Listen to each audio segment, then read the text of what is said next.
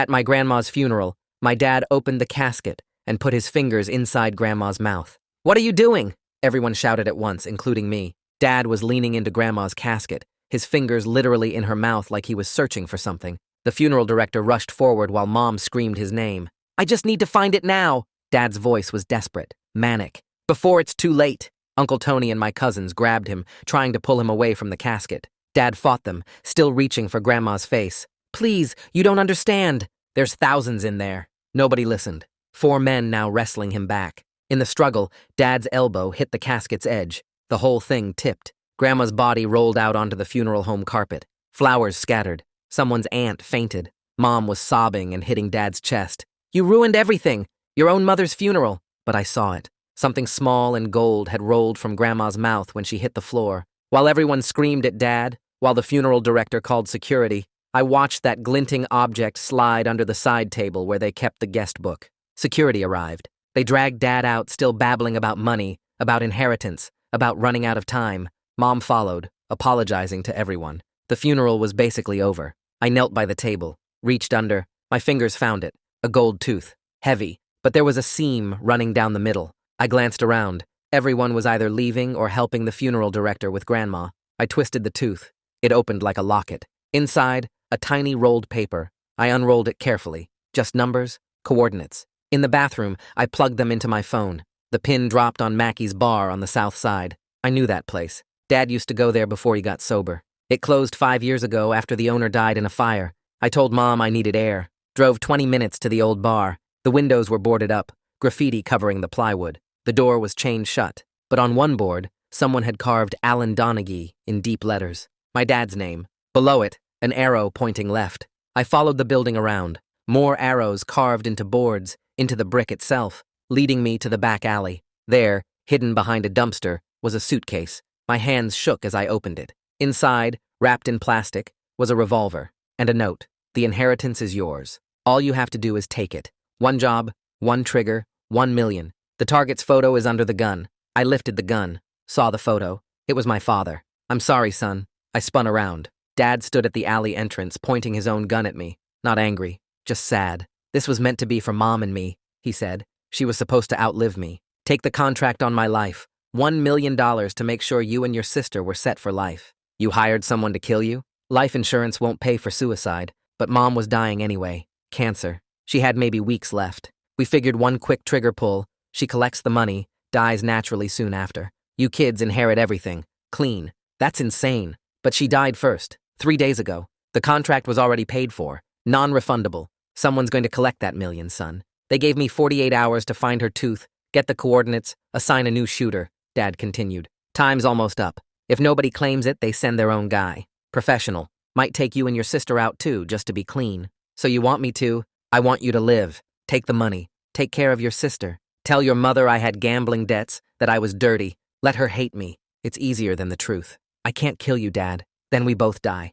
Maybe Mom and Sarah too." He lowered his gun. "I'm already dead, son. Have been since the diagnosis. Lung cancer. Stage 4. I've got maybe a month anyway. This way, it means something. The weight of the gun. The photo of my father's face. The $1 million that would save us or damn us. Grandma knew. It was her idea. She loved you kids more than anything." His voice broke. 10 seconds, son. Choose. Save the family or lose everything." I raised the gun. Dad smiled, tears running down his face. "Tell your mother I loved her. Tell Sarah I'm proud of her. Tell yourself this was mercy." I stand there frozen with the gun still aimed at his chest, my finger resting against the trigger but refusing to move. The metal feels heavy and wrong in my hand, like it weighs 1,000 pounds instead of whatever a gun actually weighs. Dad just watches me with those sad eyes, not begging or yelling or trying to talk me into it anymore. He already knows I can't do it. I can see it in his face, the way he's standing there calm and ready, like he's been waiting his whole life for this moment, and now that it's here, he's almost relieved. My hand starts shaking so bad, I have to lower the gun before I accidentally pull the trigger just from the trembling. I back away toward my car 1 step at a time, expecting him to chase me or grab the gun or something, but he just nods once. It's a small movement, barely there, but it says everything. The distance between us is maybe 10 feet, but it feels like we're standing on opposite sides of a canyon. He doesn't move to follow me. I shove the gold tooth deep into my front pocket, feeling the weight of it against my leg. Dad's photo goes in there too, the glossy paper already getting bent and creased. The suitcase stays where it is on the ground next to the dumpster. I turn and walk out of that alley, forcing myself not to run even though every muscle in my body is screaming at me to sprint. Somewhere in the distance, I hear sirens getting louder, then fading away, heading towards some other family's crisis in some other part of town. In my car, I fumble with my phone, hands shaking so bad I almost drop it twice. I pull up my map history and start deleting everything. The route to Mackey's bar, the pin I dropped, all of it gone with shaky taps on the screen. Then I pop the trunk and get out, looking around the empty parking lot to make sure nobody's watching. The gun goes into the spare tire well under the carpet where the jack is supposed to be. I press the carpet back down and close the trunk as quietly as I can. My brain won't shut up, just keeps screaming words at me like evidence and accessory and conspiracy and a dozen other legal terms I don't actually understand. I'm destroying evidence or hiding evidence or tampering with something. I don't even know what I'm doing anymore. My phone starts ringing and I nearly jump out of my skin. Mom's name lights up the screen. Her voice comes through completely destroyed from crying, all rough and broken. She asks where Dad went after security dragged him out of the funeral home. She sounds so small and lost that I almost tell her everything right there. The whole insane story about the tooth and the gun and the contract. The words are right there in my throat, ready to spill out. Instead, I lie. I tell her Dad and I got into a fight about his behavior at the funeral, and we split up, that I don't know where he went. The words taste like metal in my mouth, like I'm chewing on pennies. I promise I'll come home soon, maybe an hour or two. She's quiet for a second, and then says, "Okay," in this tiny voice that makes me feel like the worst son in the world. I hang up and just sit there in the parking lot staring at nothing. 20 minutes later, I'm pulling into our driveway. The house looks the same as it always does, but everything feels different now, like I'm seeing it through dirty glass. I dig the gold tooth out of my pocket as soon as I get inside. It goes into an old sock that I shove behind the dryer in the laundry room, way in the back where nobody ever looks unless they're fishing out lost change. Then I go to my room and try to sleep. I can't. I just lay there staring at the ceiling for hours, watching shadows move across the plaster. Every car that drives past outside makes my heart jump into my throat. I keep thinking it's them, whoever them is, coming to finish what Dad started. Around 2 a.m., my phone buzzes on the nightstand. A text from a number I don't recognize. Just 2 words. Clock's running. No signature, no explanation, nothing else. I stare at those 2 words until they stop looking like real letters and just become shapes on the screen. I read them maybe 50 times, trying to figure out what they mean or who sent them or what I'm supposed to do about it. The phone stays in my hand for another 20 minutes before I finally put it down. I get up and walk down the hall to Dad's bedroom. The door is open and the room is empty and dark. His bed is made like he hasn't slept in it in days. On the dresser sits his old sobriety chip, the bronze one for 18 months clean. It's just sitting there in the middle of the dresser like he placed it there on purpose before he left. The sight of it makes me so angry I have to turn around and leave before I throw something at the wall. All those AA meetings, all that talk about being honest and making amends, and this is what he does. This is his idea of being a good father. I go back to my room and pick up my phone. I start typing a text to Sarah about coming home for a few days, something about wanting to see her and missing her. I get 3 words in, and then delete them. I try again with different words. Delete those too. She's safe at college, 3 hours away, safe from whatever this mess is. I need her to stay that way. Whatever happens next, I'm keeping her completely out of it. I delete the whole text thread and put my phone face down on the nightstand. The ceiling becomes my best friend again for the rest of the night. Just me and the shadows and the sound of cars that might or might not be coming for me. Morning comes, but I don't remember falling asleep. Mom's bedroom door opens around 7, and I hear her shuffling down the hallway to the bathroom. When she comes out, I'm sitting at the kitchen table and she looks terrible. Her eyes are so swollen they're almost closed. Her face has this gray color like all the blood drained out. She sits down across from me without saying anything, and we just stare at the table for maybe 5 minutes.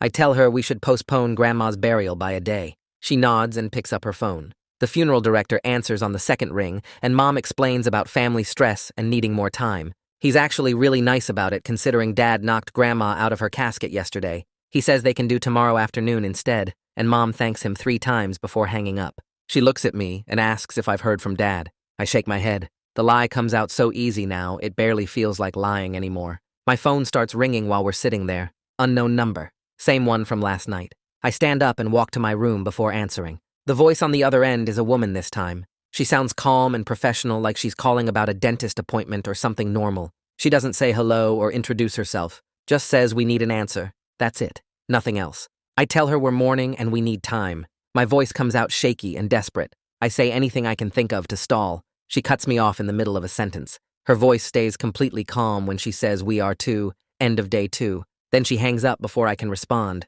I stare at my phone for a full minute. The deadline is real. It's actually counting down. I have maybe 24 hours left before something happens. I don't know what that something is, but I know it's bad. I sit on my bed and open my phone's browser. Type in Mackey's bar fire. The first result is a news article from 5 years ago. The headline says, "Local bar owner dies in suspected arson." I click it and read the whole thing. The owner's name was Dennis Fletcher. He died when the building caught fire around 2 a.m. The article says investigators found signs of accelerant use. There's a quote from a fire marshal about suspicious burn patterns. I scroll down to the comments section. Most of them are normal stuff about how sad it is. But then I see one that says Fletcher ran a lot more than just a bar, if you know what I mean. Another comment mentions insurance fraud. Someone else hints at organized crime connections. None of the comments give actual details, just whispers and suggestions. I search for more articles about Fletcher and find an obituary. It lists his family, but doesn't say much about his business. I find a follow-up article from 6 months later saying the arson investigation went cold.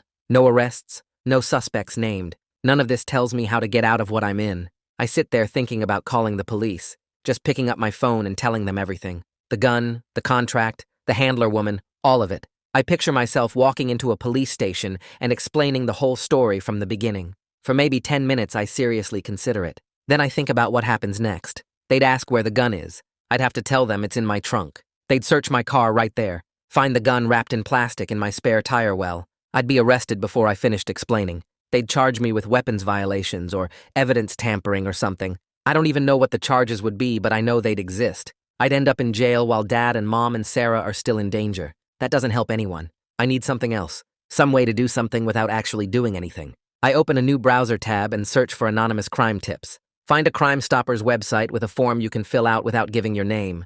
I type in a message about a suspicious suitcase behind the dumpster at Mackey's old location on the south side. Keep it vague. Don't mention the gun or the contract or anything specific. Just say there's something there worth checking. Hit submit and close the browser. It feels like I did something even though I know I didn't really do anything at all. Maybe someone will find it. Maybe they won't. Either way, I can tell myself I tried. An hour passes. Then my phone rings again. Different number this time. I answer and hear Dad's voice, but he's coughing so hard I can barely understand the words. He's trying to say something between the coughs. Something about fixing this. About how I should just walk away and forget it happened. His voice sounds worse than yesterday. Weaker. More desperate. Each cough sounds wet and painful, like it's tearing something inside his chest. He finally stops coughing long enough to say he can make this whole thing go away if I just trust him. I don't say anything. Just listen to him breathe heavy on the other end. He coughs twice more and then hangs up. I sit there holding my phone, wondering what he meant by fixing it, wondering if he even can.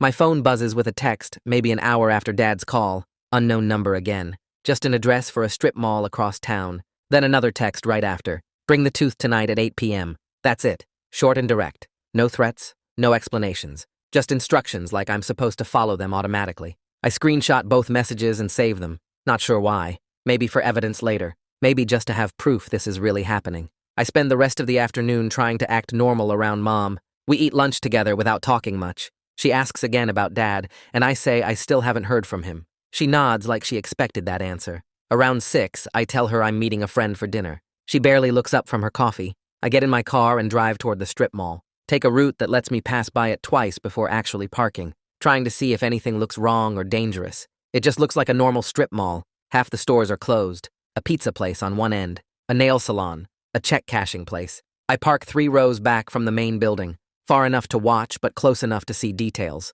It's only 7:15. I sit in my car with the engine off and wait. 2 men show up around 7:45. They're wearing dark jackets even though it's not that cold. They walk to the closed pizza place and stand near the entrance. One of them lights a cigarette. The other one keeps looking at his phone. They look exactly like what you'd expect hired muscle to look like. Big, quiet, alert. They don't talk to each other much. Just stand there smoking and waiting. Then at 7:55, a third person shows up. It's the woman from the phone calls. I can tell by the way she moves. Confident. Purposeful. She's pacing back and forth near the nail salon, talking on her cell phone. Her hand gestures are measured and controlled like she's discussing a business deal. She looks more like a real estate agent than a criminal. Professional clothes, nice haircut. Nothing about her screams dangerous. That somehow makes her scarier than the 2 men with their obvious tough guy routine. She hangs up her phone and checks her watch. looks around the parking lot. I sink lower in my seat even though I'm pretty sure she can't see me from this distance. I watch them for another 15 minutes, checking my phone every few seconds like that will somehow change what I'm seeing.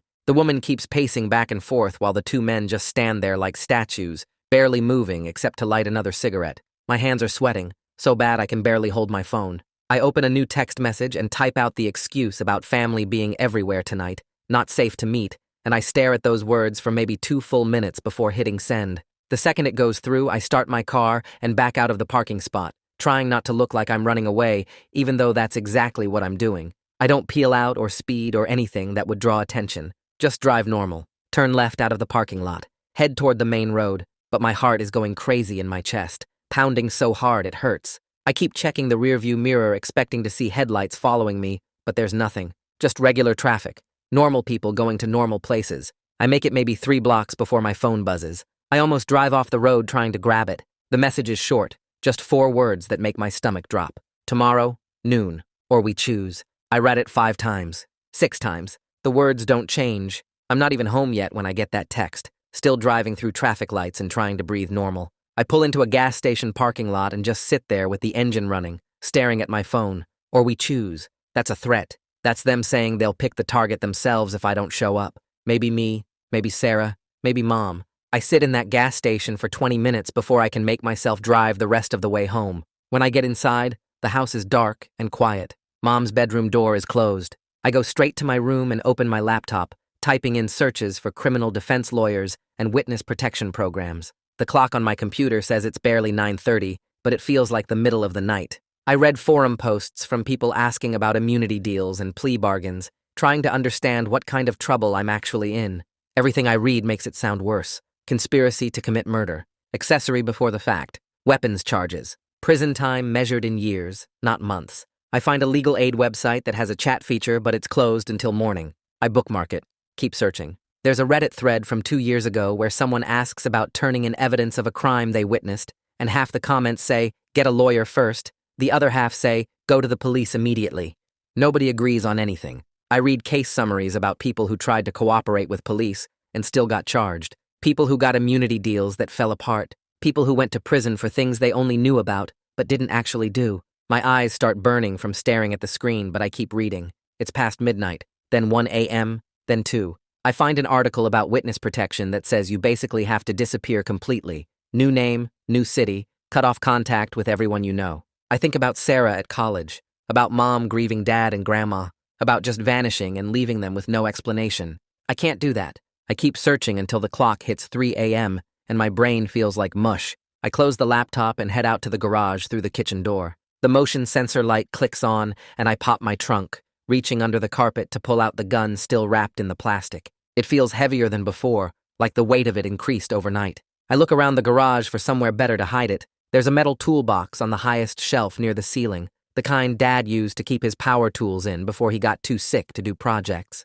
I drag over the stepladder and climb up, my hands shaking so bad I almost dropped the gun twice. The toolbox has a combination lock that I set to Mom's birthday, because that's the only number I can remember right now. I shove the gun inside and close it, then push the toolbox as far back on the shelf as it will go. Those extra 3 feet of height don't actually make it safer, but it feels like I did something. I climb down and fold up the ladder, putting it back where it was. My hands won't stop shaking. I try to squeeze them into fists to make it stop, but that just makes my whole arms shake instead. I'm putting the ladder away when I hear the door from the kitchen open. Mom comes out in her bathrobe, her hair messy from sleep, squinting in the bright garage light. She asks what I'm doing out here so late, and I freeze like a kid caught stealing cookies. Then she looks at me closer and asks if Dad relapsed, if this is all about him drinking again, if that's why he acted so crazy at the funeral. Her voice is tired and sad and worried all at once. I just shake my head because I literally don't know what to say to her. The real answer is so much worse than drinking. She stands there for a minute like she's waiting for me to explain, but when I don't say anything, she just nods and tells me to get some sleep. She goes back inside, and I stand in the garage alone with the motion light clicking off, leaving me in the dark. I barely sleep at all, maybe an hour total. When my alarm goes off at 7, I feel like I got hit by a truck, but I force myself up and into the shower. I need to talk to a lawyer, someone who can tell me what to actually do instead of just reading forums written by people who probably don't know what they're talking about. I search for defense attorneys near me and find a guy named Fletcher Crawford who has decent reviews and offers free consultations. His office is downtown in one of those old buildings that looks like it used to be nice 50 years ago. I call and somehow get an appointment for 9 a.m., probably because it's so early nobody else wants that slot. I tell Mom I have to run an errand and she barely looks up from her coffee. I drive downtown with the radio off, rehearsing in my head how to explain this whole situation without sounding completely crazy. Fletcher's office is on the 3rd floor, cramped and dark with law books stacked everywhere and a desk covered in yellow legal pads. He's maybe 50, gray hair, tired eyes, wearing a shirt and tie that both look like they've seen better days. I sit down in the chair across from his desk and just start talking.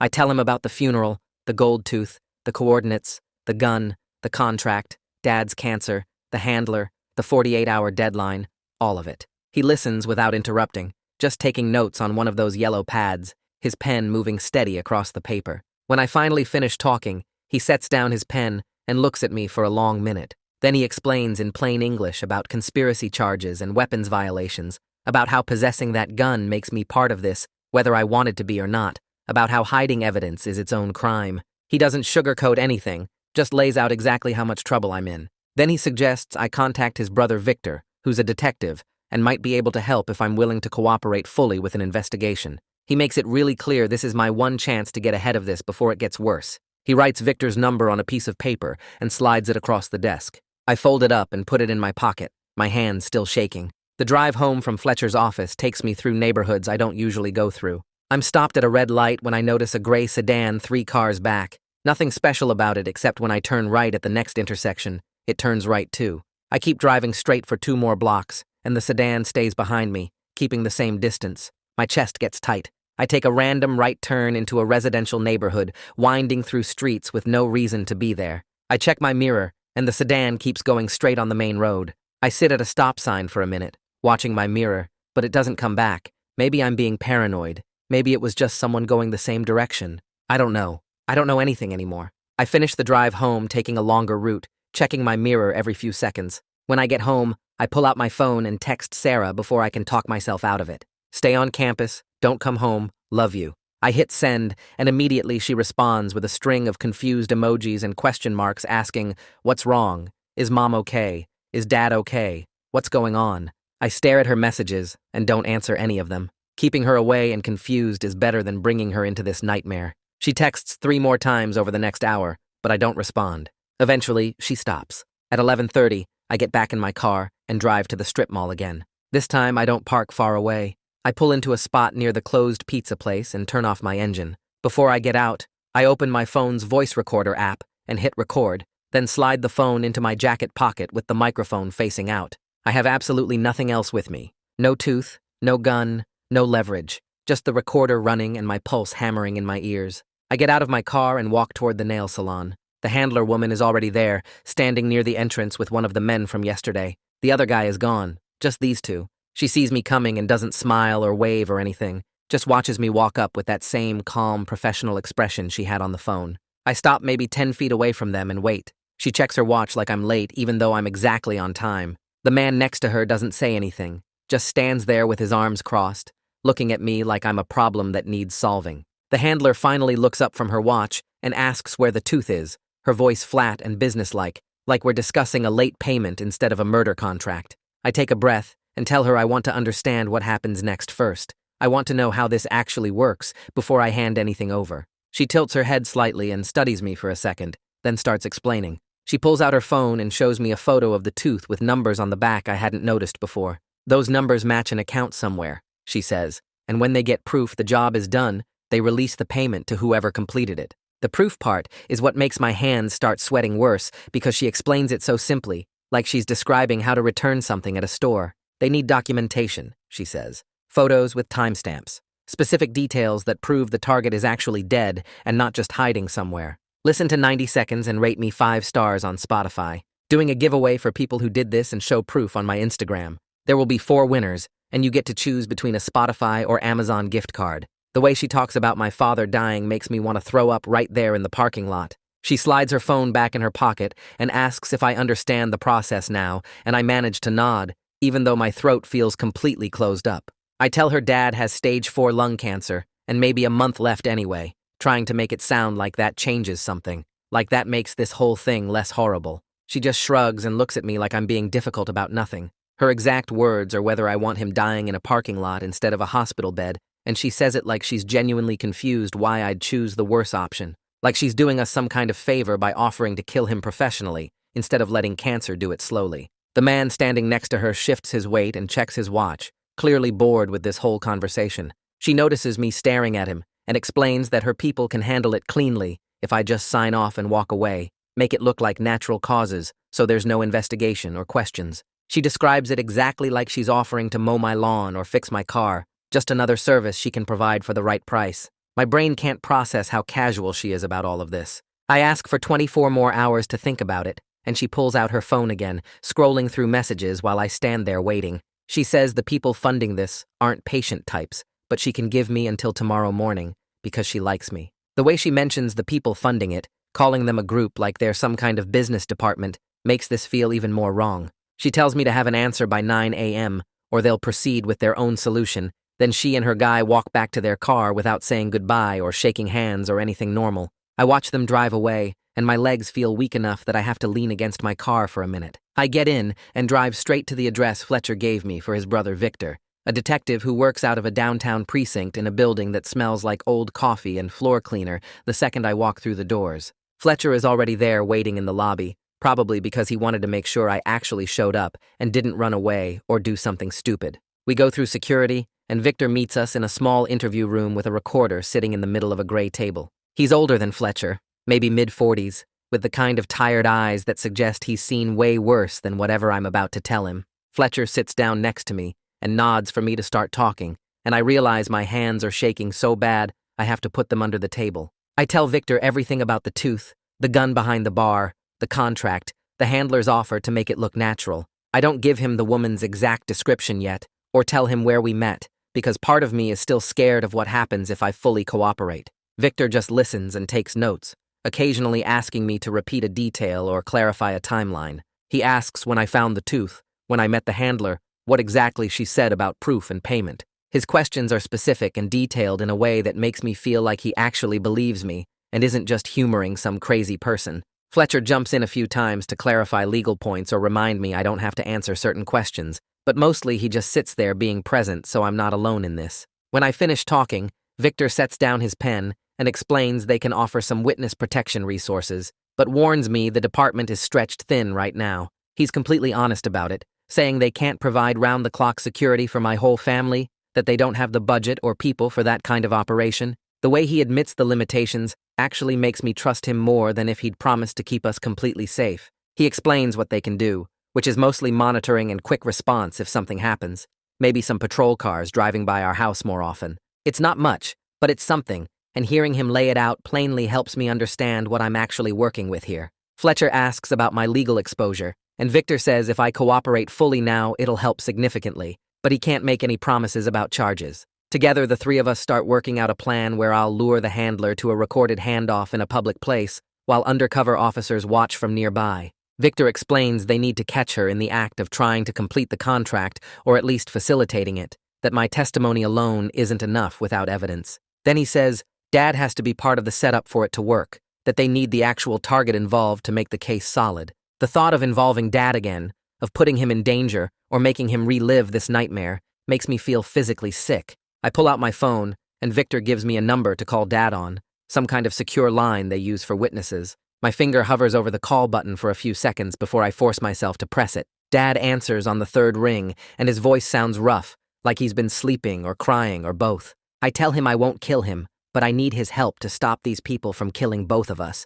And there's this long silence on the other end where I can hear him breathing, but not saying anything. Finally, he asks what I need him to do, and his voice cracks a little on the last word. I explain the plan as simply as I can, about meeting the handler with police watching, about trying to get evidence to arrest her and shut this whole thing down. Dad listens without interrupting, and when I finish, he agrees immediately, but says he has one condition. His only requirement is that nothing happens to me or Mom legally, that he takes all the responsibility for setting this up, and we stay clear. His voice is weak, but completely determined, like he's already decided this is how it has to be, and nothing I say will change his mind. For the first time in days, I feel something that might be hope, this tiny possibility that maybe we can actually get out of this alive and together. That evening, I drive home and find Mom sitting at the kitchen table staring at nothing, her hands wrapped around a cold cup of coffee. I pull out the chair across from her and sit down heavy, trying to figure out how to say this without saying everything. She looks up at me with these tired eyes, and I just start talking, telling her we're in some kind of danger because of Dad, that she needs to trust me even though I can't explain all the details right now. The words barely leave my mouth before her hand flies across the table and connects with my face, the slap echoing in the quiet kitchen and making my cheeks sting hot. Then she's pulling me into a hug so tight I can barely breathe, her whole body shaking against mine while she cries into my shoulder, asking what Dad got us into, what kind of trouble. Why won't I tell her everything? I hold her and lie again, saying it's gambling debts and dangerous people, that I'm handling it, but she needs to stay safe for a few days. She pulls back and looks at me like she's trying to see through the lies, but she's too scared and tired to push harder. Late that night, I pack a bag for her while she sits on the bed watching, throwing in clothes and her medications and the photo of her and Grandma from the dresser. She keeps asking why this is necessary, why she can't just stay here, but I tell her it's temporary, just until things settle down, maybe 3 or 4 days at most. The drive across town takes 20 minutes, and neither of us talks much, just the sound of the road and her occasional sniffling from crying earlier. I pull into a cheap motel on the east side, the kind with flickering neon and hourly rates and pay cash for 3 nights at the front desk. The clerk doesn't even look up from his phone when I register her under Brennan, her maiden name from before she married Dad. The room smells like old cigarettes and cleaning chemicals, but it's clean enough, and the lock works when I test it. Mom sits on the bed, and I can see she wants to argue more, wants to demand answers, but exhaustion wins, and she just nods when I tell her to keep her phone on and not tell anyone where she is. I get back home around midnight, and I'm about to pull into the driveway when I notice something wrong down the street. There's a dark sedan just sitting there with its lights off, engine probably running based on the exhaust I can see in the cold air. Nobody parks on our street at this hour. Nobody just sits in their car doing nothing for no reason. I drive past my house and circle the block, coming back around to see if the car moves, but it's still there in the exact same spot. My hands shake a little as I park in my driveway and pull out my phone,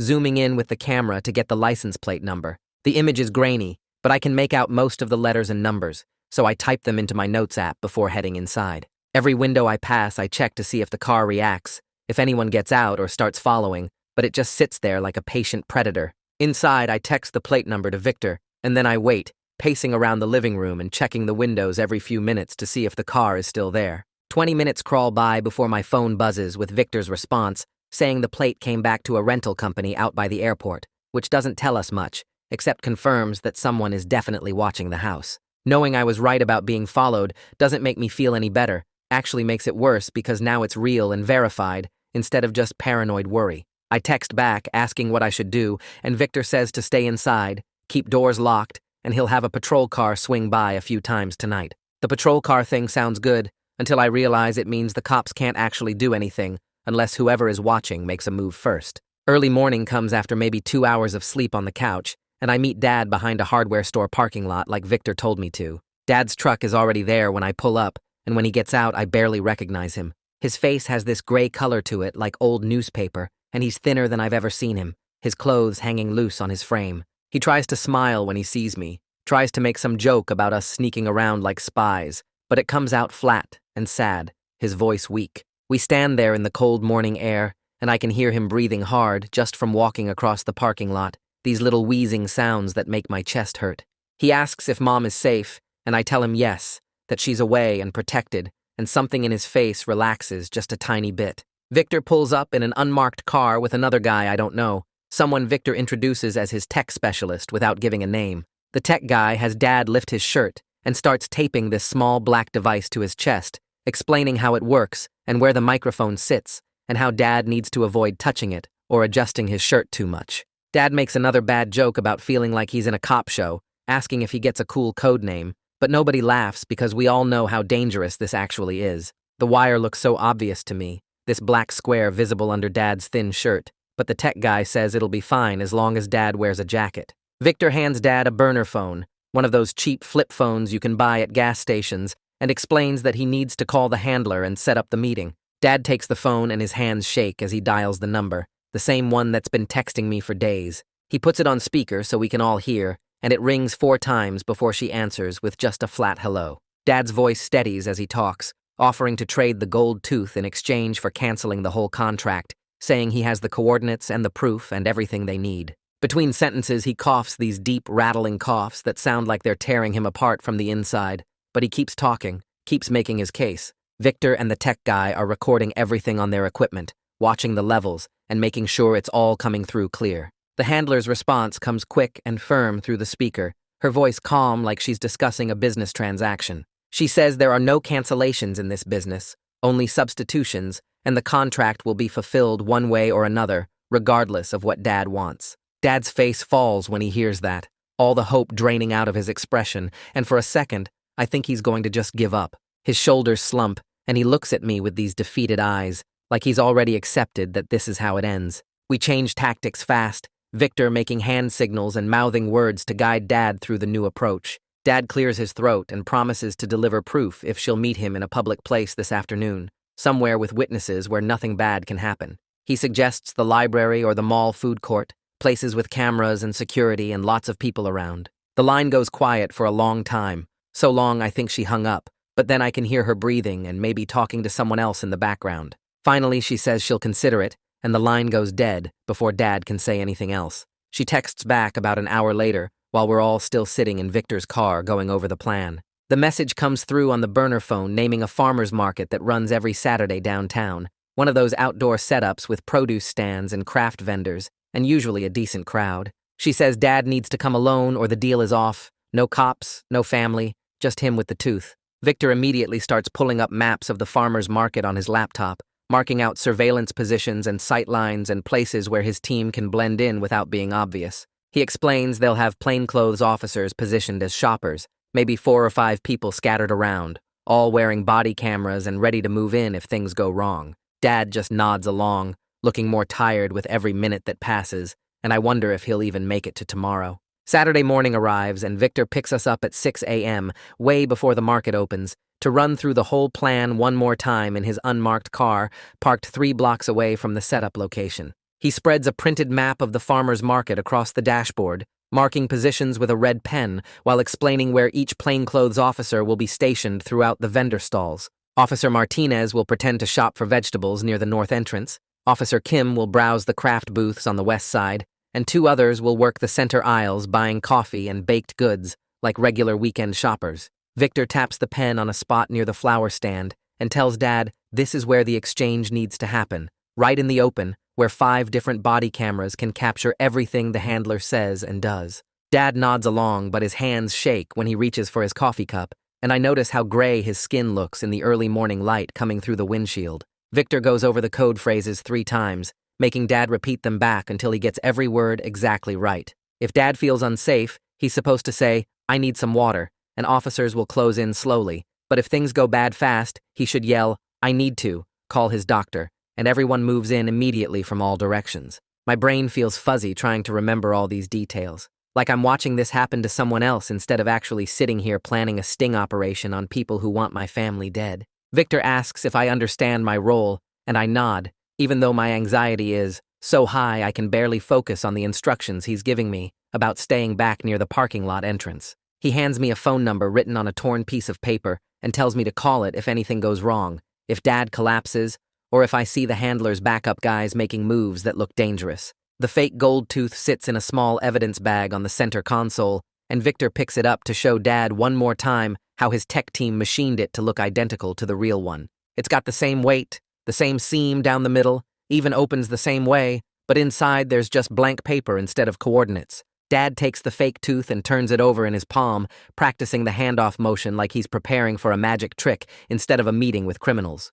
We drive to the farmer's market and park in different spots. Victor in the main lot and me 2 streets over where I can see the entrance but stay out of the way. The market is already setting up, vendors unloading crates of produce and arranging flowers in buckets, and I watch regular people start arriving with their canvas shopping bags and travel mugs. Officer Martinez walks past my car wearing jeans and a baseball cap, looking exactly like every other weekend shopper, and I only recognize her because Victor pointed her out in a photo earlier. Dad gets out of Victor's car and walks toward the market entrance, moving slow and stopping twice to cough into his elbow. I lose sight of him when he turns down the main aisle between the vegetable stands and the bread vendors. My phone buzzes with a text from Victor saying the handler just arrived in a black sedan and I scan the parking lot until I spot her getting out near the south entrance. She's wearing sunglasses and a light jacket, walking casual like she's here to buy tomatoes, and I watch her disappear into the crowd of shoppers. 10 minutes pass, and nothing happens. Just normal market activity, people picking through produce and talking to vendors about prices.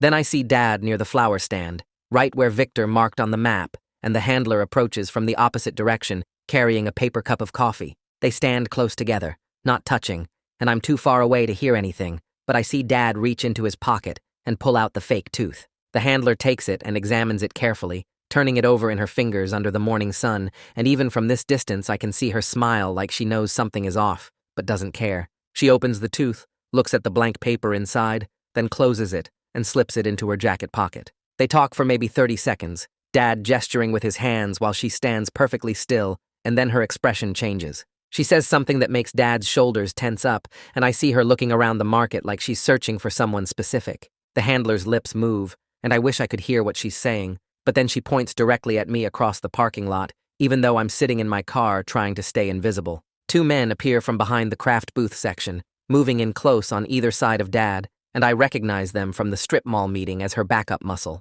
One of them says something to Dad, and suddenly he's bent over double, coughing so violently that people around him stop shopping to stare. Dad's whole body shakes with each cough, his face turning red, and he nearly collapses onto the pavement between the flower stand and the bread vendor's table. For a second, I completely forget this is supposed to be a setup, and my only thought is that he's actually dying right there in front of everyone. I'm already reaching for my door handle, ready to run to him, when I remember Victor's instructions about staying back and letting the officers handle everything. Dad drops to one knee, still coughing, and the handler steps back like she doesn't want to be associated with whatever medical emergency is happening. The two men grab Dad's arms to hold him up or hold him down, I can't tell which, and that's when I hear Dad's voice carry across the parking lot. He's shouting the code phrase between coughs, yelling about needing to call his doctor, and suddenly the whole market seems to shift. Officer Martinez drops her shopping basket and moves fast toward the flower stand, and I see Officer Kim coming from the west side,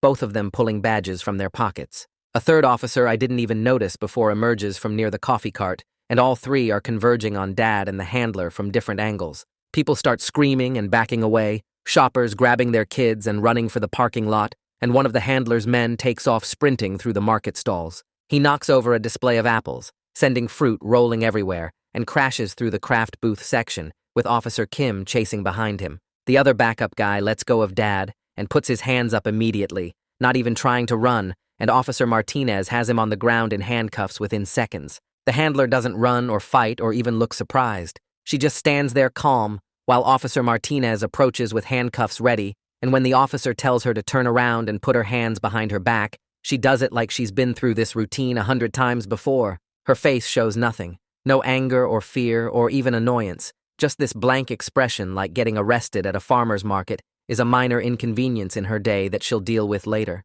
That complete lack of reaction disturbs me more than if she'd tried to fight or escape, because it means this is just business to her, just another transaction that didn't work out. Officer Martinez reads her rights while other shoppers film everything on their phones, and I see Dad still on his knees trying to catch his breath between coughing fits.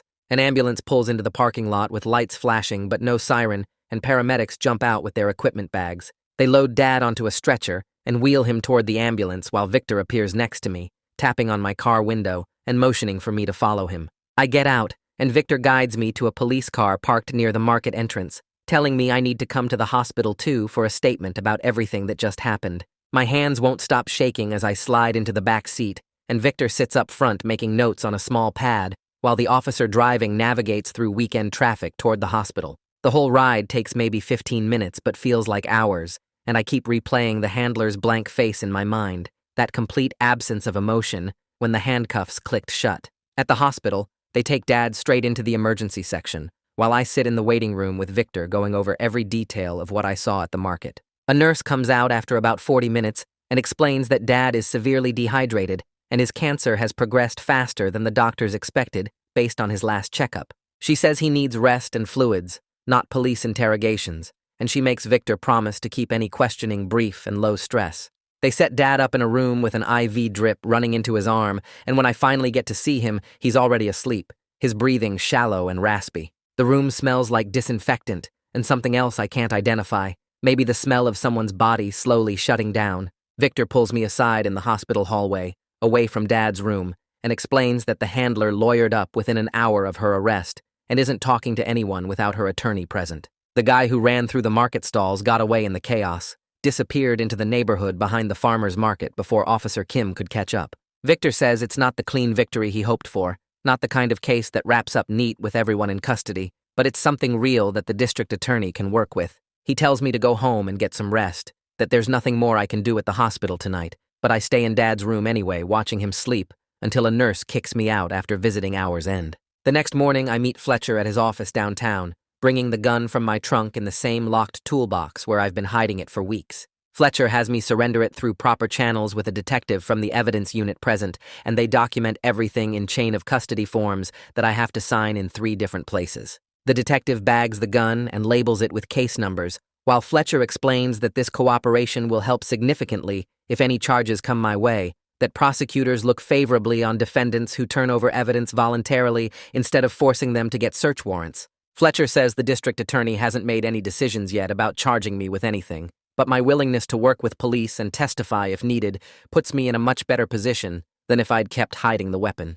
I sign the last form and watch the detective carry the gun out of Fletcher's office in a sealed evidence bag, and for the first time in days, I feel like maybe I can breathe normally again. The next afternoon, I pack up Mom's things from the motel and drive her across town to stay with her friend from church who has a spare bedroom. We sit in the car outside the house for 10 minutes before I tell her about Dad's cancer diagnosis, the stage 4 lung cancer he's had for months, without saying anything to anyone. She doesn't react at first, just stares straight ahead through the windshield. Then her face crumples, and she starts crying in these horrible gasping sobs that make her whole body shake. I hold her while she cries, and she keeps saying she should have known, she should have seen it. How could she not have noticed her own husband was dying? An hour passes before she can breathe normally again, and I walk her inside to meet her friend, who takes over the comforting while I unload her suitcase. 2 days later, I get a call from the hospital saying Dad wants to see me, and when I arrive, a hospice coordinator is in his room explaining care options with pamphlets spread across the bed. Dad looks smaller somehow, like the hospital stay sucked something vital out of him, and he tells me he's done fighting. No chemo, no radiation, just hospice care to keep him comfortable for whatever time he has left. The coordinator steps out to give us privacy, and Dad says Victor is coming by later to take his statement, that he wants everything documented properly before his mind starts going. Victor arrives an hour later with a recording device and legal forms, and Dad walks him through the entire contract scheme from the beginning without leaving anything out. His voice stays steady even when he talks about Grandma's idea, about the $1 million, about how it was supposed to save us all. When he finishes signing the statement, he leans back against the pillows and closes his eyes, and I swear, he looks more relaxed than I've seen him in weeks. The hospice coordinator comes back in to discuss transferring Dad to their facility, and I leave them to handle the logistics. 2 weeks crawl by with me splitting time between visiting Dad at hospice and trying to keep Mom stable at her friend's place. Victor calls on a Tuesday morning while I'm making coffee and tells me they executed a search warrant on a storage unit connected to the handler's operation. Inside, they found boxes of burner phones, ledgers with names and dates going back years, and folders full of contracts for hits across 3 states. He says the district attorney is building a racketeering case now, because this is way bigger than just our situation, that the handler was running a whole network of contract kills. The way Victor describes it makes my stomach turn, thinking about how many other families got pulled into this same nightmare. He tells me the investigation is ongoing, and I might need to testify eventually, but for now, I should focus on Dad and staying safe. The next day, I meet with Harlow Crawford at a coffee shop downtown, a victim advocate Victor recommended who specializes in witness protection and court processes. She's direct and practical, not offering false hope or promises about money or round-the-clock security. Instead, she walks me through developing safety plans, varying my routines, staying aware of my surroundings, and what to expect if the case goes to trial. She gives me her card and tells me to call anytime I feel unsafe or need guidance navigating the legal system. I leave that meeting feeling like at least someone is being honest with me about how messy this whole thing is going to stay. 3 weeks after the farmer's market, I visit Dad in his hospice room and find him awake and alert, which is getting rarer as the medication increases. We sit together in the quiet room that smells like cleaning products and something floral from the diffuser on the nightstand. He starts apologizing for everything without asking me to forgive him, just laying it all out like he needs me to understand, even if I can't accept it. He talks about being scared of leaving us with nothing, about watching Grandma die knowing she had this plan, about thinking he could fix everything if he just tried hard enough. I tell him I understand why he did it even though it was wrong, that I get the desperation even if I can't agree with the choice. We don't hug or cry or have some big emotional moment. We just sit there together until he falls asleep, and I drive home feeling emptier than before. The news breaks 2 days later that the handler is facing multiple charges, including conspiracy to commit murder and racketeering, with federal prosecutors taking over the case.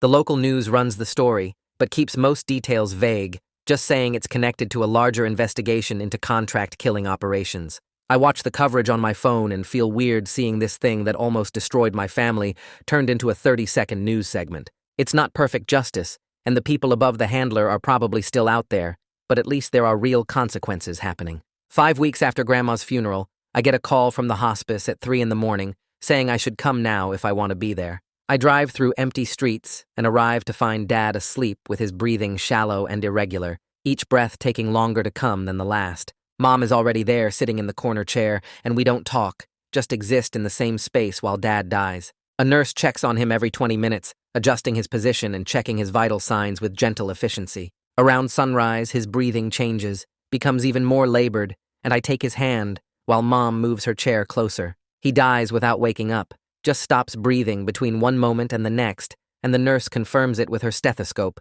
before giving us time alone with the body. The hospice staff handles everything with practiced kindness, explaining next steps and paperwork while treating Dad's body with respect. We leave as the sun comes up fully, and I drive Mom back to her friend's place, where she disappears into the guest room without saying goodbye. 3 months later, I sit in Fletcher's office signing a plea agreement for misdemeanor unlawful weapons possession, accepting probation and mandatory counseling instead of jail time. Fletcher explains, "This is the best possible outcome given everything that happened, that the prosecutor took my cooperation and Dad's death into account when offering the deal." I sign all the forms and try to feel relieved, but mostly just feel tired. The counseling requirement doesn't bother me since I probably need it anyway after everything. 4 months after this whole thing started, we finally have a proper funeral for Grandma, just family in a quiet ceremony at the cemetery. Sarah flies in from college, and we stand together while they lower Grandma's casket into the ground, the way it should have happened the first time.